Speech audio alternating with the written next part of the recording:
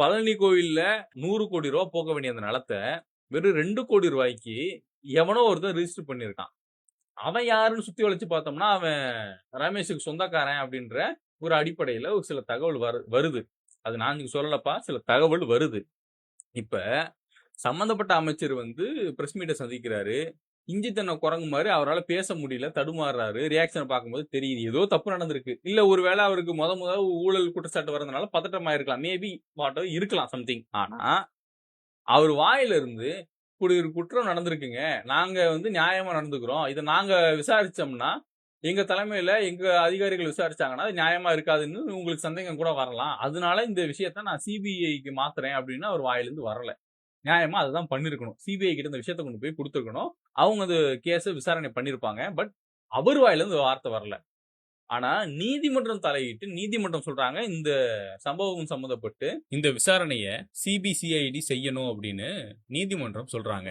இப்ப என் கேள்வி என்னன்னா, அந்த ரமேஷ் அவர்கள் பிரஸ் மீட்ல சொல்றாரு, தவறு நடந்திருக்குங்க. தவறு நடந்திருக்குங்க. நாங்க நடவடிக்கை எடுப்போங்க. அப்படின்னு பேசுறாரு. ஆக்சுவலா அது தவறு இல்ல தலைவா. அது வந்து ஊழல். எங்க சொல்லு பாப்போம். ஊழல். சொல்லு. சொல்லு. நல்லா சொல்லு. ஒரு 100 முறை எழுதிட்டு வா.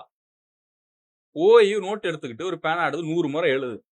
தாவேக்கா ஆட்சியில் நடந்த ஊழல். என்னுடைய கட்டுப்பாட்டு இருக்கும் துறையில் நடந்த ஊழல். என் சொந்தக்காரன் செய்த ஊழல் அப்படின்னு ஒரு 100 முறை எழுதிட்டு வா. போ. அது என்னடா உங்க ஆட்சியில் நடந்தா அது தவறு. மத்தவன் ஆட்சியில் நடந்தா அது ஊழல். என்னடா இது கான்செப்ட்?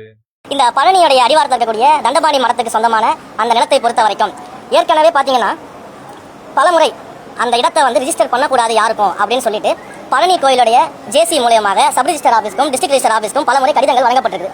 நீங்க அந்த கடிதங்கள் பாத்தீங்கன்னா 15/9/2025, 16/11, 25/12 போன 2025 பாத்தீங்கன்னா இந்த கடிதங்கள்லாம் நம்ம வழங்கியிருக்கிறோம். அதாவது நம்ம மேனிபுலேட்டர் ரமேஷ் இருக்காருல்ல, அமைச்சர் ரமேஷ், அவரு என்ன சொல்றாருன்னா, அதாவதுங்க ஏற்கனவே வந்து சில நபர்கள் இந்த இடத்த வந்து கையில் எடுக்க பிளான் பண்ணாங்க.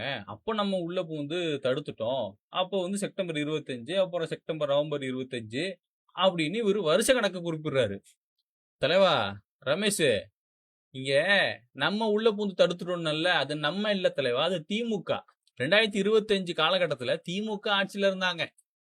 அப்ப சேகர் பாபு தான் அறநிலைத்துறை அமைச்சரு. அவரு தடுத்துட்டாரு. நீ ஸ்டிக்கர் ஒட்டாத. இது கேவலமான கேடுகட்ட வேலை. இந்த வேலையை தான் தாவேக்கா தொடர்ந்து பண்றீங்க. மக்கள் புரிஞ்சுக்கோங்க. இந்த அளவுக்கு தான் இவங்க இருக்கிறாங்க. ஆட்சி வந்து ரொம்ப அப்படி ஒரு மானஸ்தனோட ஆட்சிலாம் இல்ல. மானங்கட்டத்தனமான ஆட்சி.